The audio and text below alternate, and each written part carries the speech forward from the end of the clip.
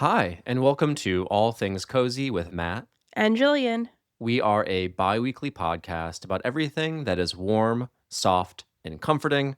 This week, we're treating ourselves to afternoon tea at the stunning Peninsula Hotel in Beverly Hills, where decadent finger sandwiches, delicate pastries, and fine teas enchant the senses. We'll relive our magical experience and share tips to enjoy your own tea time. But before we put on our finest and sit down to afternoon tea, it's time for Cozy in the News. Jillian, what is on your news desk this week? Well, I think it's perfect timing because this will air on Easter, and just in time to hop back into our hearts is the beloved It's the Easter Beagle Charlie Brown 20-song soundtrack that has been re-released for Easter 2025, with a few chirp-worthy surprises. Part of the Peanuts 75th anniversary celebration, this reissue lets fans enjoy the whole basket of Vince Guaraldi's snappy score, now fully restored and sounding better than ever. And if that weren't enough to make you crack an egg, the album includes a sweet little bonus, Woodstock's Medley, recorded nearly 50 years later by pianist David Benoit and Guaraldi's original bandmates. Exactly the kind of nostalgic treat we need right now. But the coziest part, at least in my opinion, is the release of limited edition 10-inch Easter egg-shaped records of the soundtrack. Pressed in a variety of delightful spring colors, these vinyl gems are only available at independent record stores starting April 12th. Fans say the exclusive release is already being resold on eBay for an exorbitant price, so hop as fast as you can to your local shop. The vinyls truly do look like eggs. So cute. It's a technical marvel. I'm guessing that the grooved part of it is just the middle part and there's just extra vinyl to make it wobble, or maybe they're not intended to be played at all, but that one is a mystery to me. But That is a mystery. But on topic of mystery, they're all mystery colors. So I think in every record store, it's a different color, or they're just mix matching them. That's another fun part of it. You get your own special color if you're lucky enough to find one. I would be surprised if they're still any yeah, and left. there are 5 different colors, so Yeah. you'd be running around town trying to get all of these vinyl eggs. I would just want it for a look of it. I don't think I'm going to be playing the soundtrack anytime soon, even though I think it's cute and I love the reissue. But the record is truly, really cute and adorable. It's also on Spotify if you can't get your egg. Well, the hunt is on. While Jillian is rolling her vinyl Easter egg, I am rolling out a padded mat because this news item might make me fall down from excitement.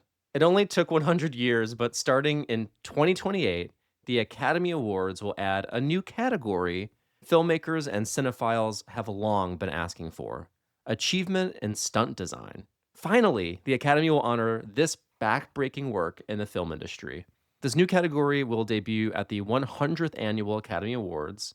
It isn't the only new category the Oscars have recently introduced, because starting in 2026, they'll begin awarding Oscars for achievement in casting. And I think it's really cozy that these craftspeople are finally getting their due. And this is a long awaited category. And when I saw this come across our All Things Cozy news desk, because, the ticker tape is just running wild over here. Oh, Like, yeah. so many things are happening that are so cozy in the world.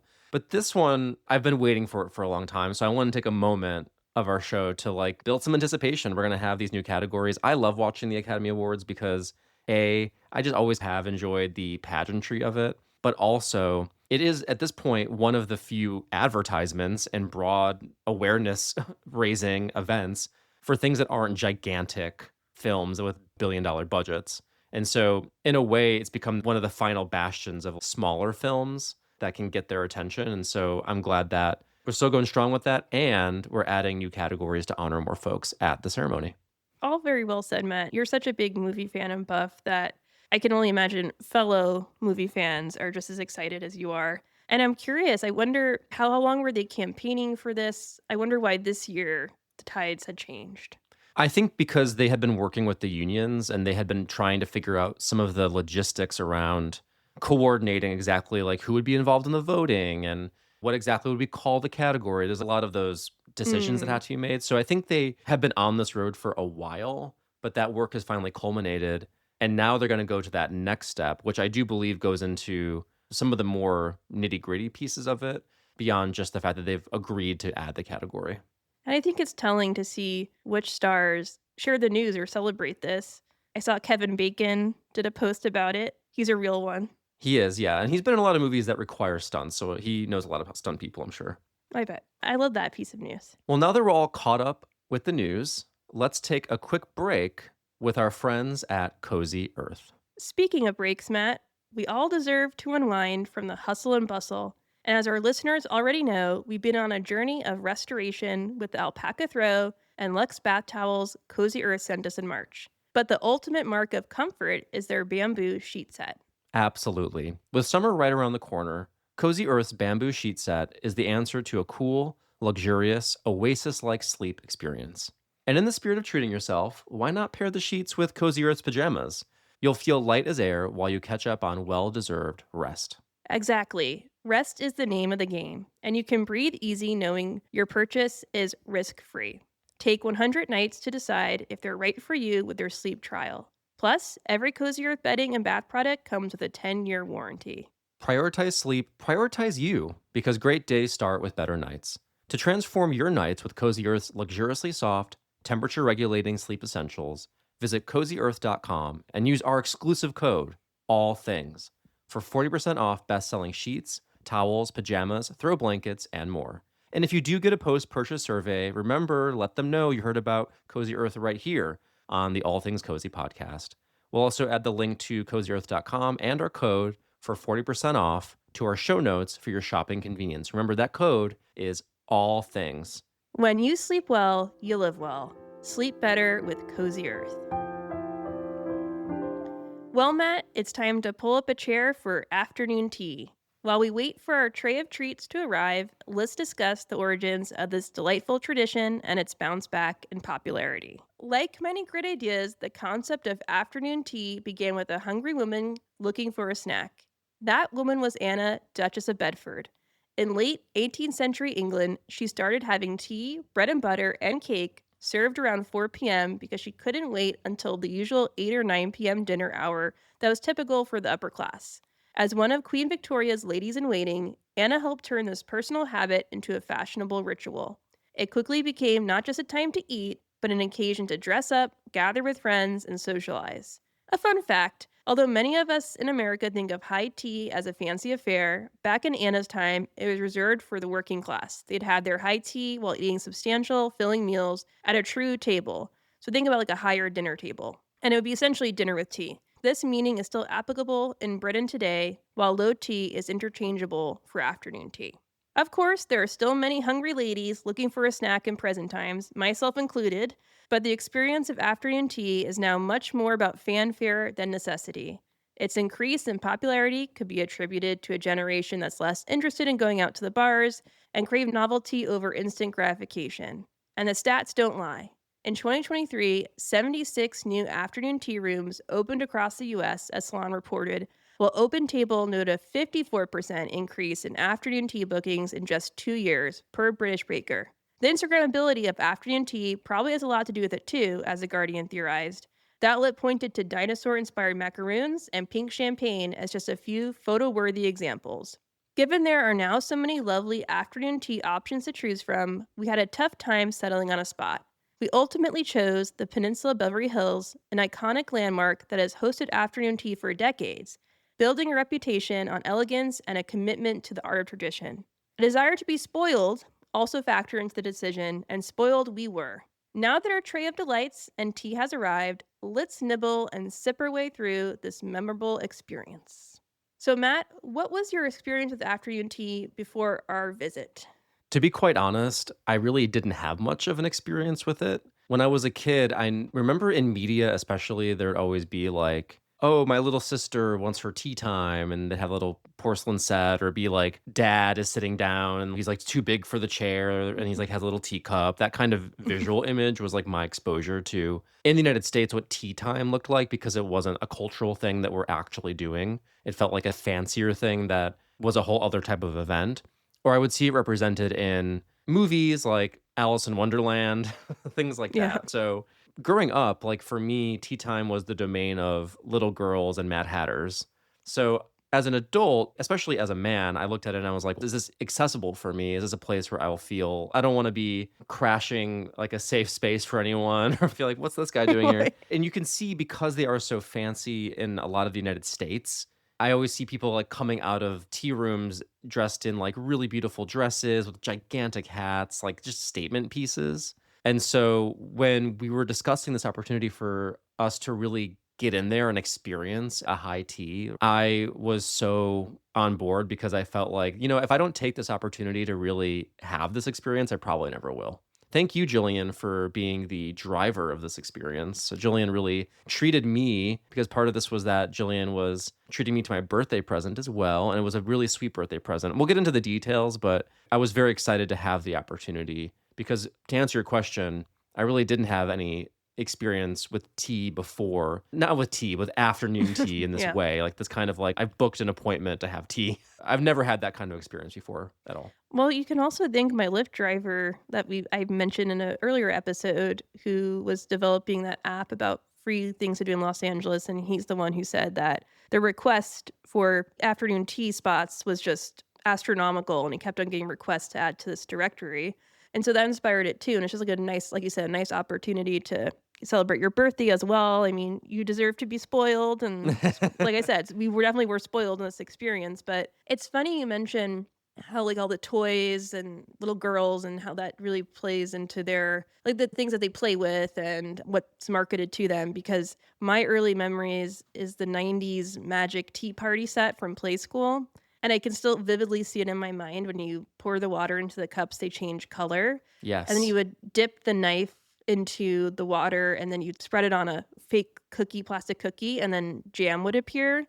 That was just so fun. I think it's just more like the magic of things changing color. Yeah, the height of technology. Yeah. I mean, Oh, of course. I remember those commercials and I was so pleased at the concept of it. I wish I could have a set now today. I'd probably play with it. I mean, it's just fun. I love to go back. So I had fun memories with that set. And then my only other experience as an adult with afternoon tea as an adult was going to the iconic Fortnum and Mason in London during King Charles's coronation.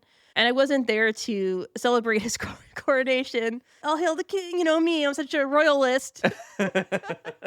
But we just happened to go there for afternoon tea and they were serving a King Charles inspired special menu for it.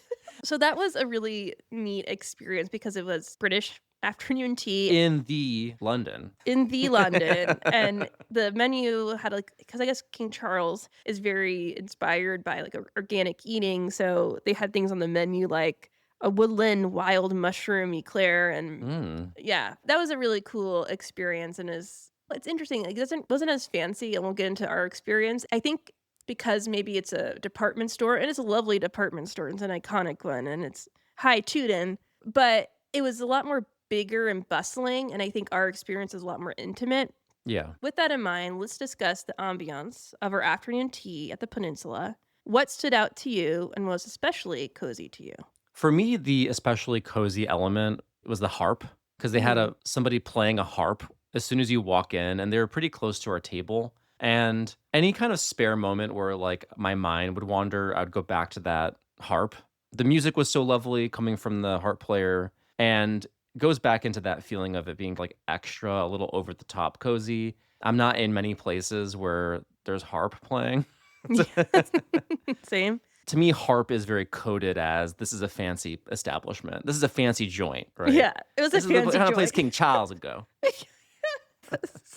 So that when that hits you right away, it's in the entrance in the lobby when you come in. It really sets the tone for it being elevated, and I think it stayed there honestly from that point forward. Oh, absolutely. And the nice compliment to the atmosphere because it wasn't overpowering or overwhelming or it was distracting because sometimes live music can be distracting. This wasn't. It was like little fairies were just flitting around with Hmm. their own little harps. That was a really neat touch. And I agree with you there. For me, I loved the service. It was 10 out of 10 service. The waiter never let our teacups run dry, and they made sure to swap out our meat finger sandwiches for the extra salmon ones because I'm pescatarian and you sometimes eat fish. And then he offered to document the occasion, take photos of us. So we didn't have to ask him. he offered to us, and he took a ton of photos, which I thought He was took really great sweet. photos. Whoever's training the staff there, like how to take guest photos, they nailed it because here's what they did. He made sure that the angle was very flattering. It was top down. You'll see. We're going to post all the cute photos on our Mhm. Instagram and Facebook and Blue Sky. And he took a ton. He was on the button the entire time. I think he took 30 photos, all with minuscule differences, but that's what people want. They want that level of control. No one wants to look at it and be like, "Oh, I only got 2 photos, and in one photo you're blinking, and then the next photo I'm blinking." So that really guarantees that somewhere in there is a solid photo. So hats off to our waiter. You're right. So attentive, like always refilling. The tea was the most exciting thing for me because it just kept coming. It was like, Oh, yeah. wow, I don't think I've ever had tea like this before because I'm always just having 1 cup of it. But to have it constantly refilled was like, whoa, now I'm buzzing because I'm Mhm. drinking so much of it. So that was a unique aspect of that service too, because it was so attentive. It really let aspects like the tea shine. Oh, yeah, absolutely. Never anything to be desired. They just would know your every wish and command. And was an extra special thing that they did for us. They gave us another stunning cake with this fondant shell, and the shell had the Peninsula Hotel's logo. So we each got one, and then Matt took home the go bag because I was going somewhere else after the afternoon tea. And then Matt, when you opened the bag, you found another cake in there, right? They called them the cap cake because it is in the style of like a bellhop's hat. That is, I guess, their thing. I think it's a fondant. I'm not sure if it was white chocolate or something going on in terms of like a hard shell hat. That when you take the hat off is a grapefruit sponge cake. They gave us 2 there. We were so full by that point we could barely touch it. And then he like threw 2 more into the bag on our way out. So we were rolling in cap cakes by the end of it, which was just really sweet and goes to show that they weren't holding back. They wanted everyone to have a good experience. Like whatever you asked for, they were going to give it to you and go above and beyond. Yes, and it's important to mention here this isn't an ad because we are really singing the praises. Jillian paid for this. This was not a cheap experience. It was $125 per person. Is that correct, Jillian? 135. That's a good job Even of more than I $10. thought. And what's nice is they already included gratuity. They added a 25% gratuity, which is nice because actually, I don't want to go on a rant about this, but I wish sometimes they left it in. I know why they include it because some people are just so rude and don't include anything. But I would have actually tipped a little bit more. But I can't do the math to understand. It would just be too complicated. And then I get worried. What if it isn't included? And then I left a little bit extra, so it makes me nervous. I was okay. Well, 25%. That sounds good. Okay, it's already included. I'll just walk away. So many lost tips from math and security. I like it when they include it because it one less thing that I have to do, but True. I get what you're saying. Yeah. Yeah, no, this was definitely something that we were deciding to do based on our own idea and Jillian's leadership and gifting of this for me for my birthday. It crossed a lot of boxes for us in terms of being something that we were excited to try, but also something that we thought our listeners would like to hear about our experience. So, yeah, just to be really clear, not an ad. We paid full price and now we're here to share our tea time experience with you. Well, if they want to invite us back for free. That being said, yes, I mean, we are pretty positive about it. So I think it's only fair that we should get another crack at the cup. Well, speaking of the cup, Matt, the tea is the main star of this show. So, what flavor did you get, and what is your review? I had the traditional Earl Grey. I wanted just a very classic black tea because I knew based on when we sat down that they already had the cream set out and lemon, and I could really indulge in all those extra layers. So I wanted something that you could add those things to. So I picked a black tea. That was the rationale behind my choice. I thought it was so balanced and smooth. It was a great flavor. I also had the Earl Grey, but I had the Earl Grey. Is correct? No, is it creme? He said cream. Okay, cream. Okay, I got the Earl Grey cream, and I would have said creme yeah, personally. me too. It was spelt like creme, but we're probably like the peasants in the joint who think, oh, creme, but really it's just a cream. And I thought it was equally as smooth as you described. I think how you strategized it was really smart because, like you said, you had all the fixings there. But I just wanted to add a little touch of flair to my tea experience. And I thought it was very refreshing. It did make me feel sleepy. And I also was wired like you. We were jittery and jumpy by the time we left. We had so We much tea. really were. And but it kept me going for the rest of the day because I had so many errands to do afterward and I stayed up. I was out from 10 a.m. to 11 p.m. at night, so kept me going. It's pure Beverly Hills fuel. Jillian had a whole day after this. Like, you went mattress shopping, you went Yeah. car shopping, and then you went to a Gilmore Girls, or what was it? It was the Paley Fest. So Amy Sherman Palladino, it was all of her shows, and so it was Gilmore Girls, and of course, it took up most of the time, and then it was also The Wondrous Mrs. Maisel, is that the name of Oh, the the show? Marvelous Miss Maisel. Yeah, Marvelous, The Wondrous. The Marvelous she's Rolls wondrous off the too. tongue. Rachel Brosnahan, which is cool, and then it's her new show, and I know I'm gonna butcher this, but Etchoir or something, and Charlotte Gainsbourg is in that, and it's a French ballet, New York crossover. I don't need to go into it. It was a whole night. But yeah, you were there and present and awake because of how much tea we drank. And it was Yeah. delicious tea. The tea is also wrapped up in these adorable, like, koozie things, like these, like, warmers to make sure that if anyone were to try to touch the pot, they would not be burned. But also, of course, to conserve the heat and keep it warm as well. And to be frank, very floral and kind of gaudy. They look like somebody cut up some old drapes and like wrapped them around a teapot. But I loved the hominess of that. That added a level of coziness for me. Yeah, I think you hit on a nice point, which is that even though this is obviously a very fancy joint and you can tell it's very Beverly Hills, it also had a hominess to it and that comforting quality. So I didn't feel so out of place and I felt cozy and warm there. It's a testament to the atmosphere that the peninsula puts on. I don't want to speak for both of us, but I was nervous when I entered. Like, oh, am I going to fit in here? Yeah. And so the little details like that and quality of the service let me feel like, okay, like I'm not totally out of place here. I can just enjoy this and stop being so self conscious. Absolutely. And we were not self conscious about chowing down. So let's talk about our favorite foods. What stood out to you? First of all, I thought they were going to come out with one of those tiered platters and it was going to be something that we shared. And then when it turns out that we each got our own, I was So elated. relieved. I Yeah. was like, okay, good. I won't have to fight Yeah, Jillian for right. anything, first of all. And second of all, I was just so excited to try everything. And, you look at a tiered plate of tea delicacies and you're like, okay, that's going to be a nice snack. It's Mhm. crazy how quickly it filled me up. On the direction of the waiter, we were told to start with the scones because they were warm. And I thought they were okay. They didn't blow me away. It was nice. I was able to finally do that thing that British people always argue about, which is, do you put the clotted cream on first or do you put the jam on first? Like, where do you stand in that big debate? I got to exercise my belief that you do start with the cream first and then you put the jam on top of that. That makes sense to me. That feels natural to me. Maybe I shouldn't dip into something so controversial. We're gonna get 1,000 emails. And then we dove into the savory bites.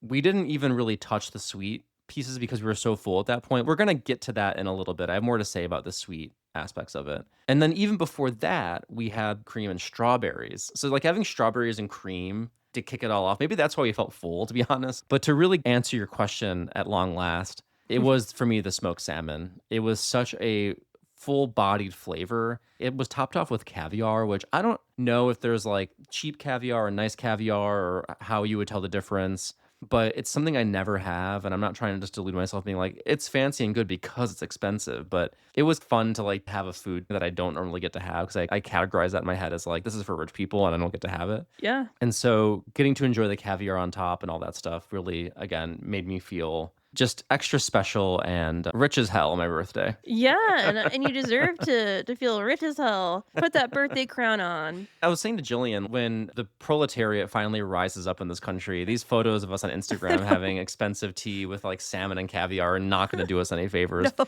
Please, if you're listening, this is not something we normally do. We are working class. This is a one-off experience. Yeah, definitely a one-off experience, but if you can, scrape up something or even find a less expensive tea room because there's Right. plenty of them. There's plenty. But I will say, like, if I didn't get Postmates for 3 weeks or something, like that would add up to this experience. And I think we have to like save money for those little special things sometimes when we can because it made my year. Like it truly was like a memorable experience that I'm going to remember for a long time. I can skip the sushi on Friday nights and we like get our butts back there. But anyway, I loved the smoked salmon finger sandwich as well. I think it had like a hint of cream on it. I'm not really like a big cream on my sandwich kind of person. I don't like mayonnaise. I don't like any of that kind of thing. But it was really good.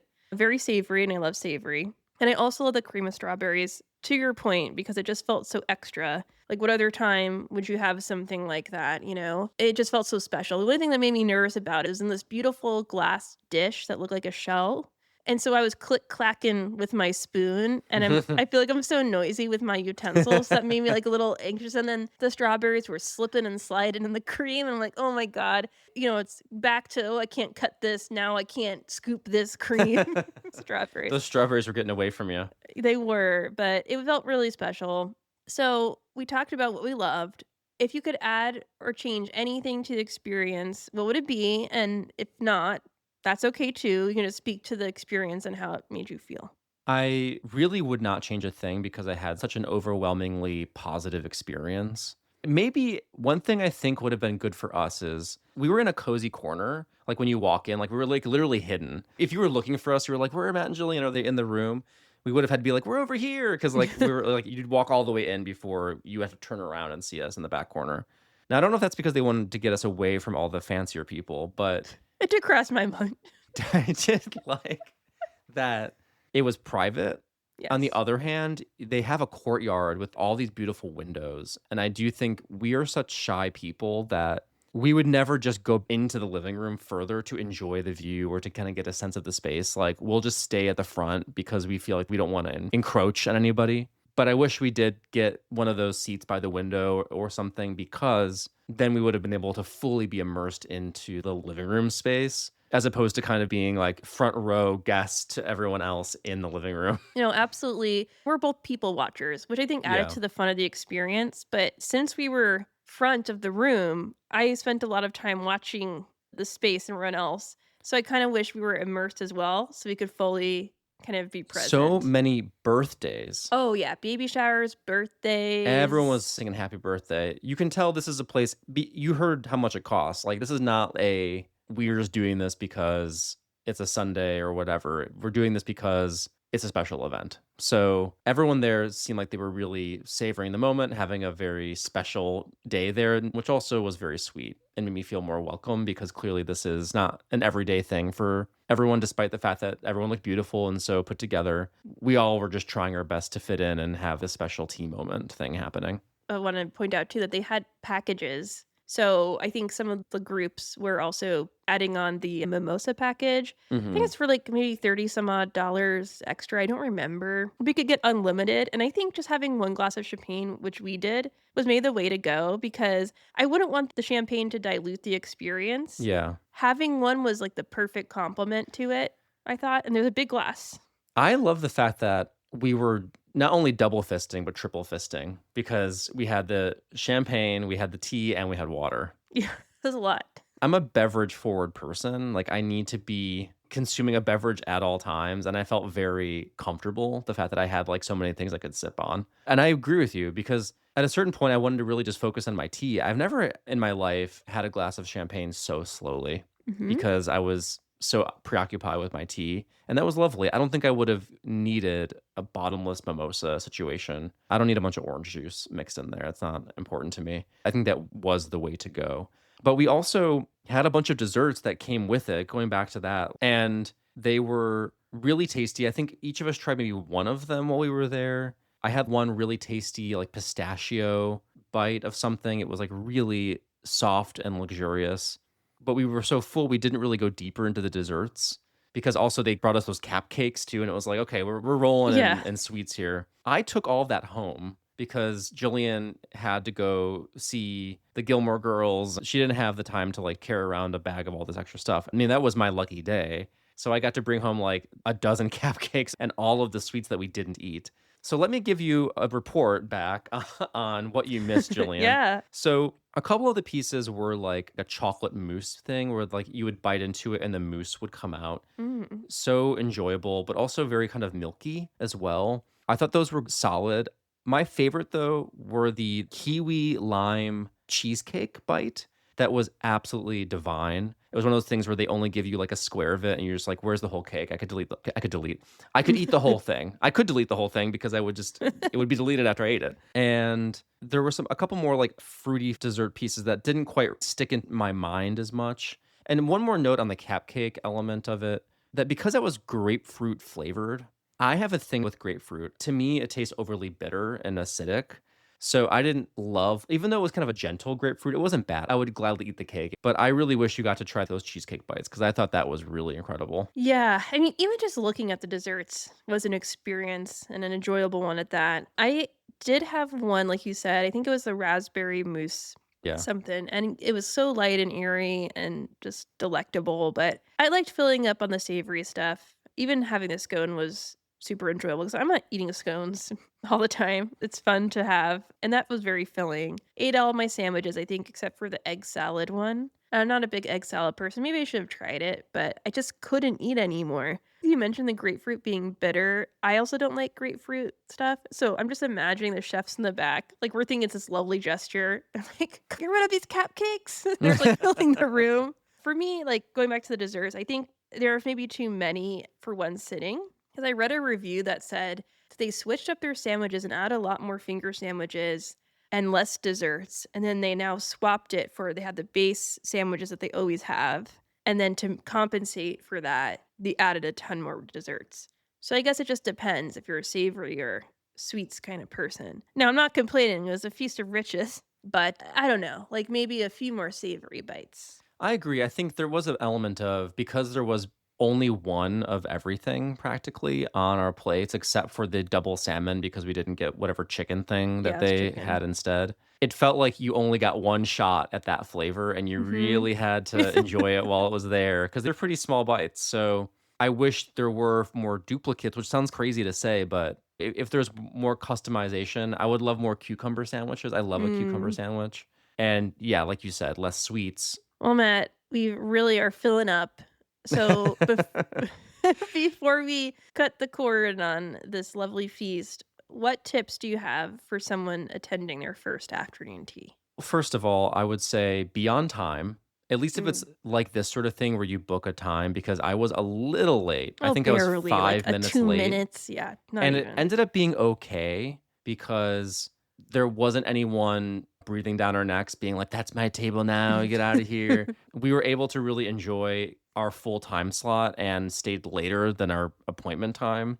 And I like that too, which was they weren't like looking at their watch like, "Yeah, booked an hour, so you better get out of here." I think it was like a 90-minute time slot or Mhm. something like that. And we stayed longer than that, and no one was like looking at their watch while we were sitting there. So I really liked that it didn't feel that kind of pressure. But I don't know where you're going, dear listener, for tea. You might be going to a super popular place that someone needs that table right away or whatever. So, because it might have that kind of special vibe where you only get a certain amount of time, make sure you're on time to fully enjoy that time slot. And book in advance. Because I think I booked our experience like right at the end of February or the first week of March. And a lot of tea rooms I looked into were very booked up. So I recommend that. And then I also want to say try your best to stay in the moment. And that's true for any special experience, but it's really simple to watch the experience from afar and then reminisce on it as it's happening. Because while I was there, I'm like, this is so awesome. This is so great. And I was already like looking back on the experience if it was already a memory.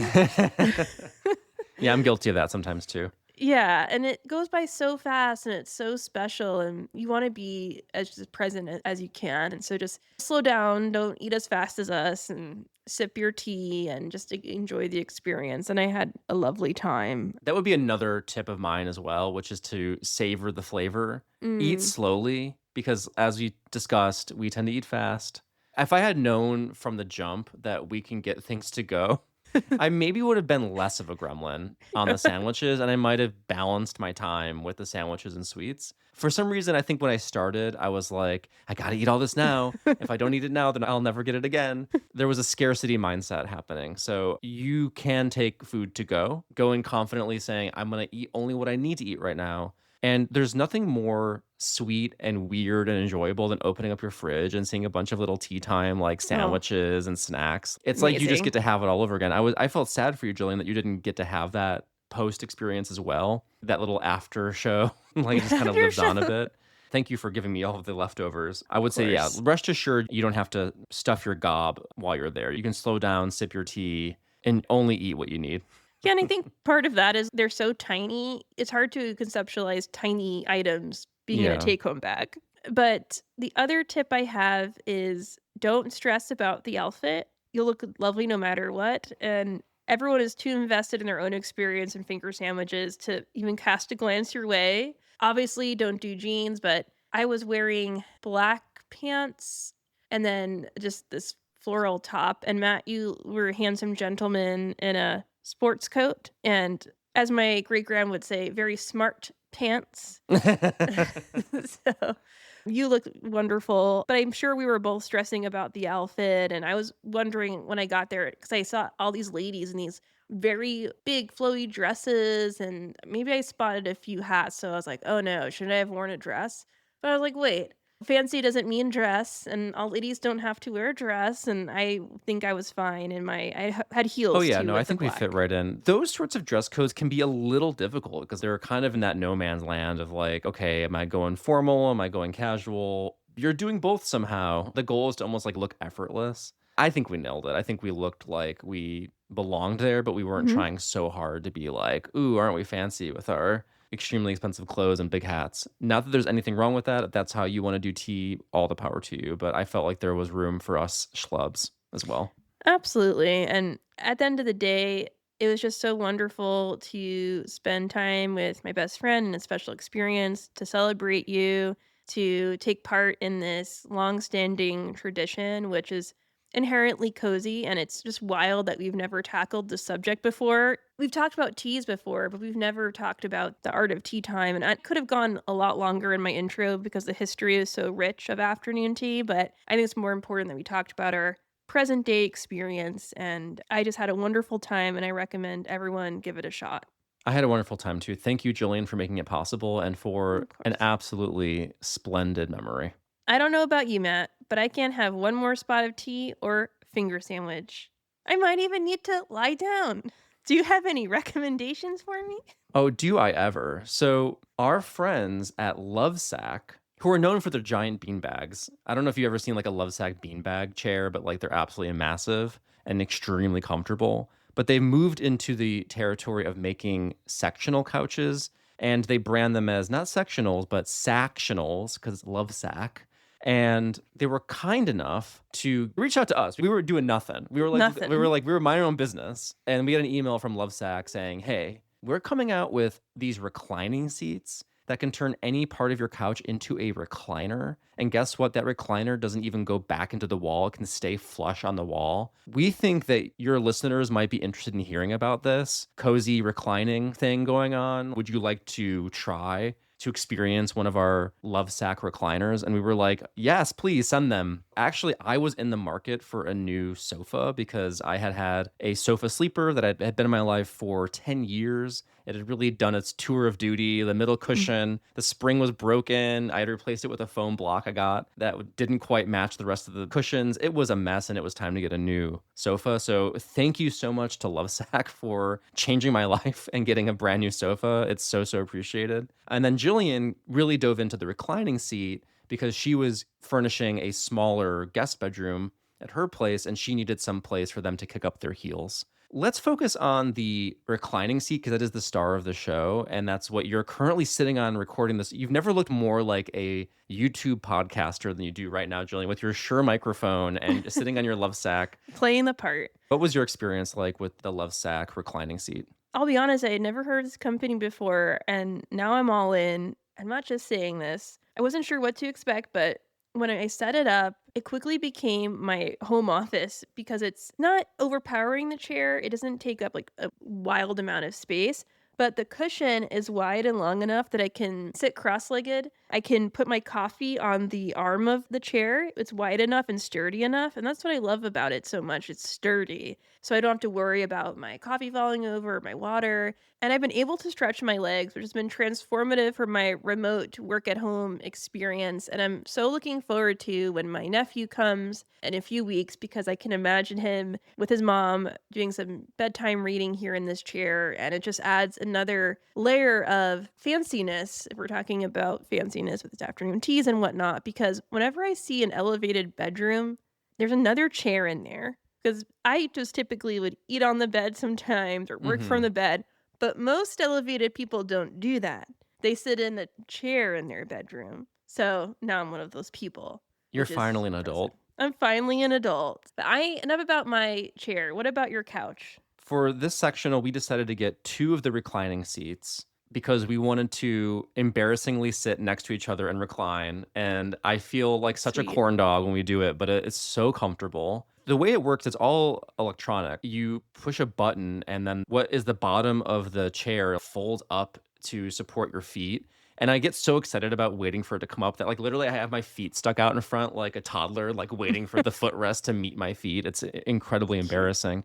But it's so comfortable and it's so customizable because you can go up and down at various levels and you really get a lot of control over like how reclined you are. And we also got 2 standard seats to complete the L. But what's really unique about Lovesac is that each individual component is modular. So you can take any of these seats, you can make them like you have it in just an individual reclining seat, but I have 2 of the recliners actually connected together and then I have them connected to 2 standard seats. But what I could even do for the end is I can take one of those seats off and make it a floating ottoman. And you have all this customizable features where you can take anything off and rearrange it. So whatever you get, your sectional can be different depending on the space and it can grow with your space because you could just add more pieces later. If you move and you have a bigger living room, you can get another piece to add to your couch. The cushions are just so big. I can fully lay down comfortably, but I really want to point out that the covers are all replaceable and washable. Yeah. And I say this because already in the couple of short weeks that I've had this couch, I had a friend, love him, but he got chocolate on we got like a white color. So it's a Oh bright couch. no. And so we were like, okay, well, here's the test. We're going to wash the cushions that got chocolate on them and just cold water, like no detergent, put it in. Let's see how washable these are. It's a line dry. Jillian, they came out perfect. There was no stain. They dried so fast. I was blown away that now you can just take these covers off because they're all individual, wash them in a washing machine, take them out, and then put them back on. It's really good for people with kids and pets because if something goes wrong, accidents happen, you're not like, okay, great, now my whole couch is ruined. That's good to hear because I have a toddler coming, as I mentioned, so that really provides a sense of relief. But Matt, I am so happy that you got this couch because just as a friend, you've been like sharing your experiences with it and you deserved a new couch and it sounds like it really put a pep in your step. So we thank Lovesac for giving us these. So if you want to recline from the grind and check out the customizable modular offerings at Lovesac, you can go to lovesac.com. That's LOVESAC.com to check out all of their Sactionals and all the other offerings. Again, just like every piece of this is fully customizable from the color of the fabric that you choose to the size of your couch and the arrangement of it. You choose every piece of that. It's fully bespoke to what you and your family needs. And I think that's just so cool. It's definitely worth checking out if you are in the market for some comfy new couches or chairs. Absolutely. It's no secret we're in love with Lovesac, but will we fall in love with this week's candle? Let's find out with this week's candle review. So, full disclosure, I am in the midst of a cold, so I can't really smell the candles. I'll do my best. But I got the Zion National Park candle from Good and Well Supply Co. I got it because I was the other day thinking about summer, and as longtime listeners, I had a blast last summer watching Reba, going to see Twister, doing crafts, just having a summer here home in Los Angeles. So I was thinking about all the fun things I'm going to do in the summer. I'm going to relax, and so imagining a vacation to the Zion National Park and just getting in that headspace was what drew me to this candle. And what also drew me to this candle is the description on the can. It's this beautiful orange can with cacti on it and green bluish font. It says a desert lavender scent with sage and dried herbs and sunshine. So I'm like, desert lavender. I don't know what that is, but sign me up. And also, I want some sunshine. But what's interesting is the actual scent profile per the website has earthy notes of juniper, sage, and pine, which is reminiscent of Zion's majestic landscape. So I'm like, the scent profile is not matching the desert lavender. What happened to the desert lavender that was promised to me? What does that smell like? So once again, full disclosure, I really can't smell too well. And I don't know what sunshine smells like, but What an existential question. yeah, That's a deep question. it's a deep question, but I think a dry fruitiness, if that makes sense. So it's not this like I was gonna say wet fruity. People will know what I mean.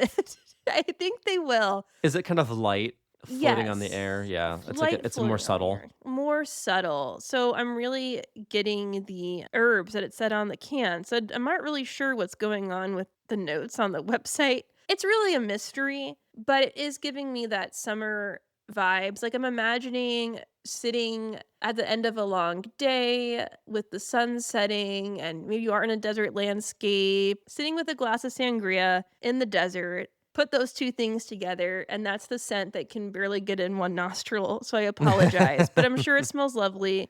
It's $26, so it's a little bit on the pricier side, but especially if you've been to Zion, that would be a special candle to get. And they have other parks on their website as well. So would you say a wick Oh, up? yes, I always forgot my wicks. So they don't wanna skimp on the wick if it's not a really full, fair assessment, but I liked the hint of what I could get, and I have it going on in the I don't have a side table right now, so I have it in the bathroom, which is right next to me, and I can still smell that hint of So it. it So, sounds like it has decent throw too, that's a good. decent throw, yeah.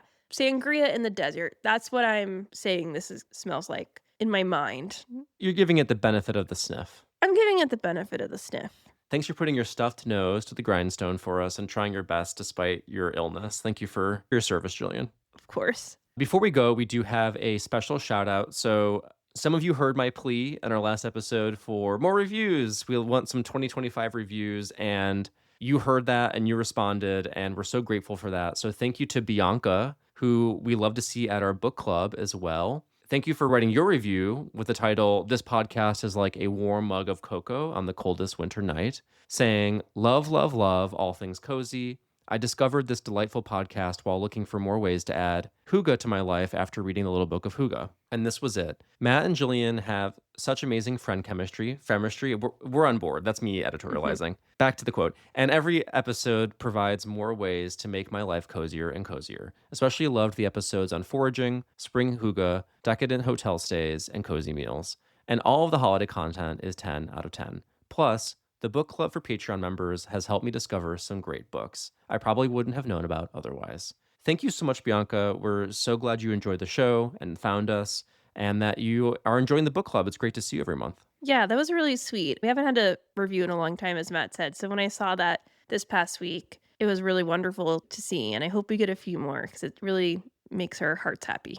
Absolutely. And this is how people discover the show through search. It's through podcasts that have more recent reviews. That's how those algorithms work. So if you do like our show and you want to boost us a little bit and help us be more findable on the internet, leaving us a review wherever you listen to podcasts is very welcome. You can also engage wherever you listen, wherever you like to go on social media. We're at All Things Cozy Podcast on Instagram and Facebook, and at All Things Cozy on Blue Sky. Well, it looks like our kettle is empty. We need to get the waiter at the living room from the peninsula back to refill it, so put a little warmer on it. While we're sorting that out and putting our little tea kettle warmer on, we will be back in your ears in 2 more weeks with a fresh brew of an episode.